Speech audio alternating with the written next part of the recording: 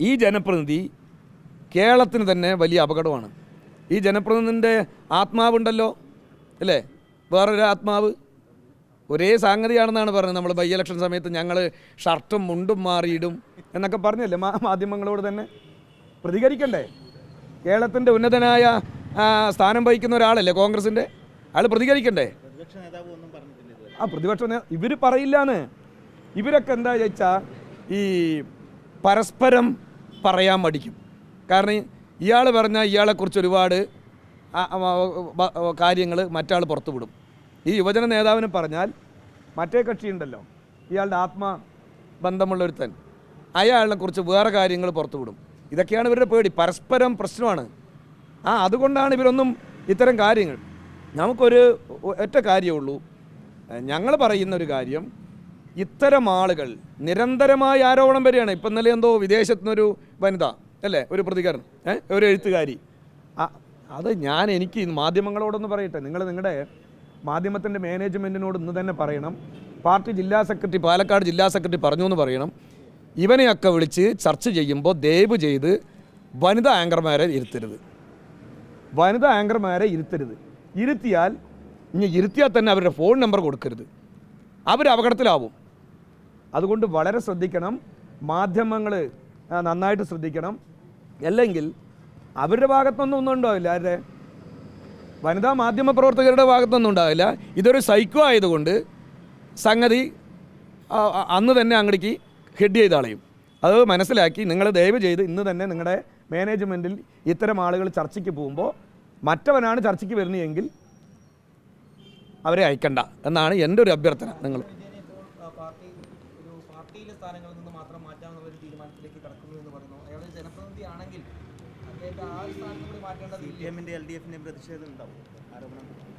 ഉറപ്പായിട്ടും വരും ദിവസങ്ങളിൽ ഞങ്ങൾ ആലോചിച്ച് ആ കാര്യങ്ങളിൽ വലിയ എന്താണ് അതിൻ്റെ ചെയ്യേണ്ടത് എന്നുള്ള നിലയിലേക്ക് ഏത് തരത്തിലുള്ള പ്രക്ഷോഭം വേണമെന്ന് ആലോചിച്ച് ഞങ്ങളത് തീരുമാനിക്കും.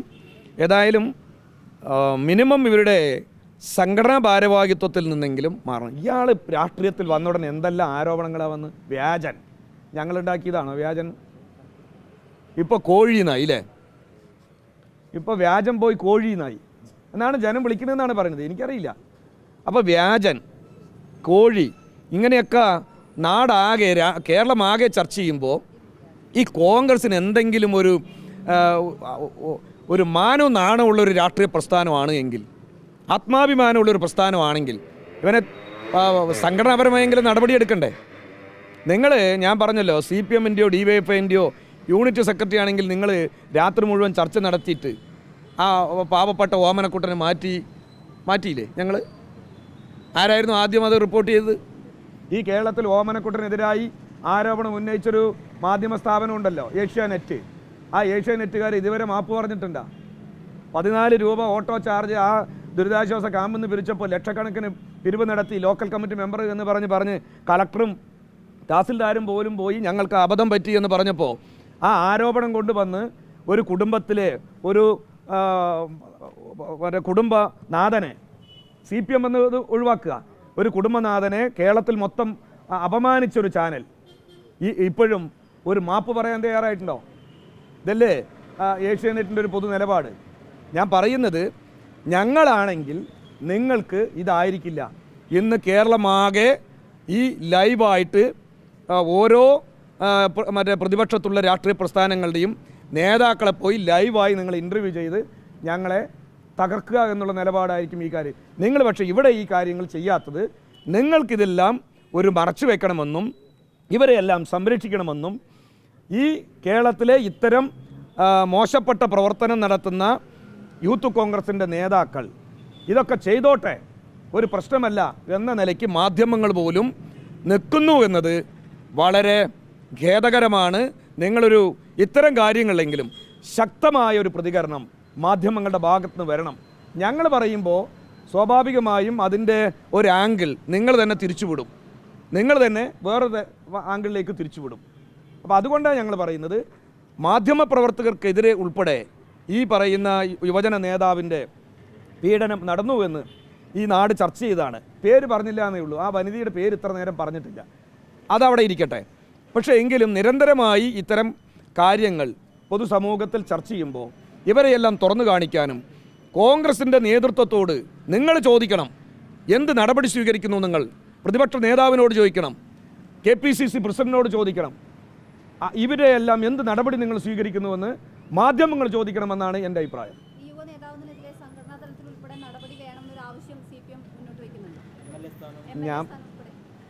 ഞാൻ പറയുന്നത് ഇയാളെ സംഘടനാ നടപടിയെടുക്കാൻ CPM-ലല്ലല്ലോ അയാൾ. അല്ല, അത് പറഞ്ഞല്ലോ, ഞാൻ പറഞ്ഞല്ലോ. കോൺഗ്രസ്സിന് വല്ല ആത്മാഭിമാനം ബാക്കിയുണ്ടെങ്കിൽ ഇത്തരം, ഞാൻ അപ്പോഴേ പറഞ്ഞല്ലോ, ഞാൻ വീണ്ടും ആ വാചകം ഉപയോഗിക്കുന്നില്ല, ഇത്തരം ആളുകളെ സംഘടനാ ഭാരവാഹിത്വത്തിൽ നിന്നെങ്കിലും മാറ്റി നിർത്താൻ ശ്രമിക്കണം. MLA സ്ഥാനം എന്ന് പറയുന്നത് ഇപ്പോൾ ഞാൻ ചോദിക്കട്ടെ, ഞാനത് പറയാതിരുന്ന് വേറൊന്നും കൊണ്ടല്ല, ബോധപൂർവ്വം. തിരുവനന്തപുരം ജില്ലയിലൊരു വിൻസെൻ്റ് MLA ഉണ്ടായിരുന്നു അല്ലേ? അയാൾ ഉള്ളി കിടന്നല്ലോ, മാനവും നാണവുമില്ലാതെ ഇപ്പോൾ MLA സ്ഥാനം തുടരുന്നുണ്ട്. ഇതാണ് കോൺഗ്രസ്.